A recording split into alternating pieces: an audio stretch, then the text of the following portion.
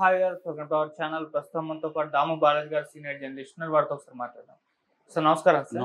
Sir Dil Raju గారు cinema వాళ్ళకు ఒక వార్నింగ్ అయితే ఇచ్చారు సార్. అంటే సినిమా వాళ్ళు ఎవరైనా డ్రగ్స్ ని వాడితే ఇక బహిష్కరణ తప్పదు అంటే అయితే వార్నింగ్ ఇచ్చారు. మరి వార్నింగ్ ఎలా చూడాలి? మరి ఇప్పుడన్నా సినిమా వాళ్ళలో డ్రగ్స్ వాడకం తగ్గించేసే అవకాశం ఏమన్నా కనిపిస్తుందా ఈ వార్నింగ్ తో? మరి మీరేం చెప్తారు సార్ దీనికి సంబంధించి? నిన్న international day against drug usage and illicit traffic అనేది అంతర్జాతీయ మన ఐక్యరాజ్య సమితి ప్రకటించింది. సో దీన్ని WHO అమలు చేయమని ప్రపంచం అంతా చెప్తుంది. ఎందుకంటే ప్రపంచవ్యాప్తంగా 30 కోట్ల మంది డ్రగ్స్ వాడుతున్నారు. దాదాపు ఒక 5 నుంచి 6 కోట్ల మంది సీరియస్గా డ్రగ్ వల్ల వచ్చిన జబ్బులు, రకరకాల బాధలు పడుతున్నారు. సో అందుకని ఈ డ్రగ్ అబ్యూజ్ కి వ్యతిరేకంగా పోరాడాలని చెప్పి పిలిపించారు. బేసిక్గా దీని లక్ష్యం ఏంటంటే, ఒకటి డ్రగ్ యూసేజ్ని తగ్గించాలి, తర్వాత డ్రగ్ యూసేజ్కి అలవాటు పడిన వాళ్ళకి రిహాబిలిటేషన్ చేసి వాళ్ళకి హెల్ప్ చేసి వాళ్ళని డ్రగ్ యూసేజ్ నుంచి బయటికి తీసుకురావాలి, అడిక్షన్ నుంచి. అన్నిటికంటే ఇంపార్టెంట్ డ్రగ్ ట్రాఫికింగ్ అంటే డ్రగ్ని ప్రొడక్షను, డిస్ట్రిబ్యూషన్, దీన్ని ప్రధానంగా ఆపాలి అనేది టార్గెట్ పెట్టుకొని ప్రపంచవ్యాప్తంగా వివిధ ప్రభుత్వాలు కానీ వివిధ NGOలు కానీ చేస్తున్నారు. ఈ నేపథ్యంలో నిన్న తెలంగాణలో రేవంత్ రెడ్డి ఆధ్వర్యంలో తెలంగాణ ప్రభుత్వం యాంటీ డ్రగ్ డేకి సందర్భంగా ఒక సభ కండక్ట్ చేసింది. సో ఆ సభలో రామ్ చరణ్ అండ్ విజయ్ దేవరకొండ కూడా పార్టిసిపేట్ చేశారు. వాళ్ళతో పాటు తెలంగాణ ఫిల్మ్ డెవలప్మెంట్ కార్పొరేషన్ చైర్మన్గా ఉంటున్న దిల్ రాజు కూడా పార్టిసిపేట్ చేశాడు. ఈ సందర్భంగా చరణ్ చాలా బాధపడ్డాడు. నా పిల్లల్ని, నేను ఒక తండ్రిగా చాలా భయం వేస్తుంది, రేపు బిడ్డల్ని బయటికి పంపించాలంటే ఎక్కడ డ్రగ్స్కి అలవాటు అవుతారని ఒక భయం అయితే వేస్తుందన్నాడు. అట్లాగే విజయ్ దేవరకొండ కూడా డ్రగ్స్ వాడడం మంచిది కాదన్నారు. సో మంచిదే ఇవన్నీ, ఎందుకంటే యాంటీ డ్రగ్ డే కాబట్టి డ్రగ్స్ వాడకుండా ఉండాల్సిన అవసరాన్ని కొంత సెలబ్రిటీల ద్వారా చెప్పిస్తే ప్రజల్లోకి వెళ్తుందనేది రేవంత్ రెడ్డి ముందు నుంచి కూడా ట్రై చేస్తున్నాడు. ఆయనకు సరిగ్గా సహకారం దొరకలేదు. ఇప్పుడు కొంత బెటర్ ఏంటంటే, అల్లు అర్జున్ ఎపిసోడ్ తర్వాత సినిమా ఇండస్ట్రీ రేవంత్ రెడ్డి మాటని కొంత కేర్ చేస్తుంది. అంతకుముందు కేర్ చేయలేదు. ఎందుకంటే ఈయన అంతకుముందు తెలుగుదేశంలో ఎమ్మెల్యేగా ఉండి వాళ్ళతో కూడా తిరుగుతూ ఉండేవాడు కాబట్టి ఈయన సీఎం అయితే ఆయన సీఎం అనే ఫీలింగ్ని వీళ్ళు జీర్ణించుకోలేదు చాలామంది. అందుకని జూనియర్ ఎన్టీఆర్కి అనుకున్న ఫోటోని వైరల్ చేయడం ఇట్లాంటివే చేస్తున్నారు. కానీ ఆయన సీఎం, ఆయన అంతకుముందు ఎవరు అనేది మనకు అనవసరం. సీఎం చెప్పినప్పుడు వీళ్ళు కేర్ చేసి ఉండాలి, చేయలేదు. ఆయన కొంత చూపించాడు, ఒక చిన్న జలక్ అంటారు అది ఇచ్చాడు, దాంతో లైన్లోకి వచ్చారు అందరూ. ఇప్పుడు ఆయన చెప్పింది చేస్తున్నారు. ఆయన ఏం చెప్పారంటే, ప్రధానంగా మీరు ప్రచారం చేయాలి, యాంటీ డ్రగ్ ప్రచారం చేయాలి, తర్వాత సినిమాల్లో కూడా ముందు వేయాలని చెప్పాడు.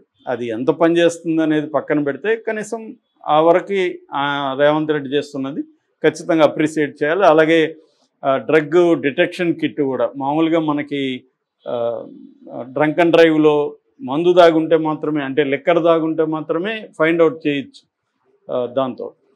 కానీ డ్రగ్ని అలా డిటెక్ట్ చేసేది ఏమీ లేదు. దాన్ని ఈయన తెప్పించాడు. ఈయన రాగానే ఫ్రాన్స్ నుంచి అక్కడ నుంచి తెప్పించాడు. అవన్నీ కూడా మంచివే, ఎందుకంటే డ్రగ్ అబ్యూజ్ అనేది విపరీతంగా పెరిగింది ఈ మధ్యకాలంలో. ముఖ్యంగా స్టూడెంట్లలోకి బాగా వెళ్ళిపోయింది. దానివల్ల రకరకాల సమస్యలు, ఎడ్యుకేషన్ కట్ అయిపోవడం, వాళ్ళు హెల్త్ పాడైపోవడం, మెంటలీ డిస్టర్బ్ అయిపోవడం, ఈవెన్ డెత్లు కూడా జరుగుతున్నాయి, చాలామంది చనిపోతున్నారు. ఆ మధ్య కూడా 8వ అంతస్తులో ఫ్రెండ్స్ అంతా డ్రగ్స్ వేసుకొని ఒక అబ్బాయి అదేదో బాల్కనీ అనుకొని కిందికి దిగాడు, పడిపోయాడు. నిన్న కూడా ఒక అమ్మాయి 13వ అంతస్తులోకి వెళ్ళి, అది కూడా డ్రగ్ పార్టీ అంటున్నారు, 13వ అంతస్తులోకి వెళ్ళి ఏదో వీడియోనో ఫోటోనో తీస్తుంటే ఆమె కిందికి పడి చనిపోయింది. ఇలాగే చాలాసార్లు చనిపోతున్నారు, హత్యలు జరుగుతున్నాయి, క్రైమ్ జరుగుతుంది, ఇదంతా జరుగుతుంది. దీంట్లో మామూలుగా సినిమా వాళ్ళకంటే క్వాంటిటీలో తీసుకుంటే ఎక్కువ మంది నాన్ సినిమా పీపులే ఎక్కువ డ్రగ్స్ వాడుతున్నారు. కానీ ఏది చేసినా సినిమా వాళ్ళు చేస్తే పబ్లిసిటీ ఎక్కువ వస్తుంది కాబట్టి సినిమా వాళ్ళు కొంతమంది పార్టీలకు వెళ్ళడం, డ్రగ్స్ తీసుకోవడం ఒకటి. రెండవది, అన్ని దేశాల్లో డ్రగ్స్ బ్యాన్ లేదు, అన్ని రకాల డ్రగ్స్ బ్యాన్ లేదు. ఫర్ ఎగ్జాంపుల్ గాంజా, ఇంకొన్ని రకాల డ్రగ్స్ చాలా దేశాల్లో మనకి దొరుకుతాయి. మేము మధ్య థాయిలాండ్ వెళ్ళి ఉంటే అన్ని చోట్ల అవే అమ్ముతున్నారు. ఫర్ ఎగ్జాంపుల్ నేను థాయిలాండ్ లీగల్ కాబట్టి నేను తీసుకున్నాను అనుకో, ఇక్కడికి వచ్చినాక నాకు టెస్ట్ చేస్తే నాకు డ్రగ్ ఉంటుంది, మరి నేను నేరం చేసినట్ట కాదా? ఇది ఒక పెద్ద సమస్య లీగల్గా. కానీ నేరం చేసినట్టు ఇక్కడ చట్ట ప్రకారం. మరి అక్కడ నేరం కాదు అది. కాబట్టి ఇలాంటి సమస్యలు ఉంటాయి. చాలామంది అమెరికా నుంచి వచ్చే వాళ్ళు అక్కడ తీసుకుంటారు, అది లీగల్ కాబట్టి. ఇక్కడికి వస్తే వాళ్ళు టెస్ట్ అలాగే ఆ మధ్య కూడా ఒక ఆయన దొరికారు ఇక్కడ. కాబట్టి ఇలాంటి ప్రాబ్లమ్స్ ఉన్నాయి. రెండోది ఈ ఎన్డీపీఎస్ యాక్ట్ అనేది ఏం చెప్తుందంటే డ్రగ్స్ తీసుకున్న వాళ్ళని జనరల్గా విక్టిమ్స్గా చూడమంటుంది. ఎందుకంటే వాళ్ళు ఒక దానికి అలవాటు అయిపోయారు ఏదో కారణాల వల్ల. వాళ్ళని బయటికి తీసుకురావడానికి హెల్ప్ చేయాలి తప్ప వాళ్ళని శిక్షించడం వల్ల ఉపయోగం లేదు. జైల్లో పెట్టి శిక్షిస్తే వాళ్ళు ఇంకా మానసిక రోగులుగా తయారైపోతారు. ఎందుకంటే దానికి అలవాటైన వాళ్ళకి డ్రగ్ దొరకకపోతే పిచ్చెక్కుతుంది, వాళ్ళు దేనికైనా రెడీగా ఉంటారు. రెండోది జైళ్ళల్లో దొరకనిది ఏమీ లేదు. జైల్లో కూడా డ్రగ్స్ గాంజా బ్రహ్మాండంగా దొరుకుతుంది, డబ్బులుంటాయి. నేను ఆ మధ్య చాలాసార్లు చెప్పాను, పరపన అగ్రహారంలో మా ఫ్రెండ్ 3 నెలలు ఉంటే 70% ఖైదీలు ఊగిపోతుంటారంటే ఎప్పుడు చూసినా. ఎందుకంటే అందరూ డ్రగ్స్ వాడుతున్నారు, అక్కడ డ్రగ్ వ్యాపారం పెద్ద ఎత్తున జరుగుతుంది.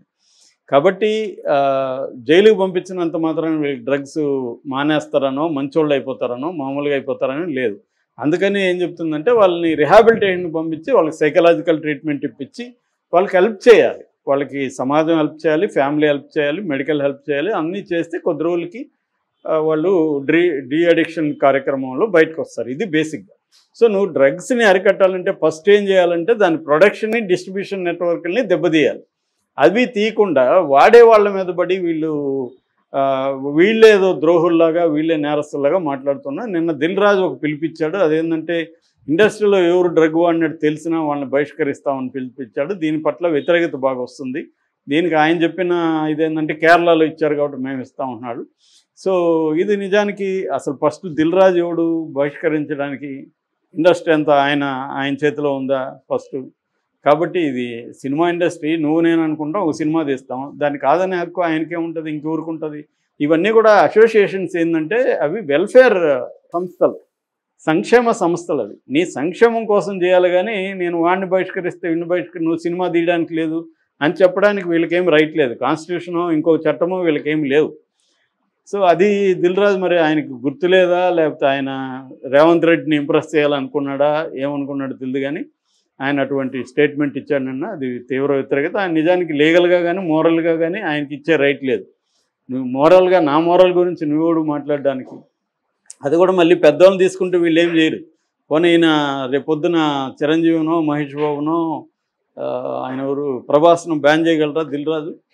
ఎవడో దొరుకుతారు బకరా, వాళ్ళని బ్యాన్. ఆమె ఎవరు హేమ దొరికింది, మన కన్నప్ప టీము. ఆయన ఎవరు విష్ణుకి హేమ బహిష్కరించేశాడు. సో వీళ్ళు ఏంటంటే మోరల్స్ ఎవరికంటే బలహీనమైన వాళ్ళకి మోరల్స్.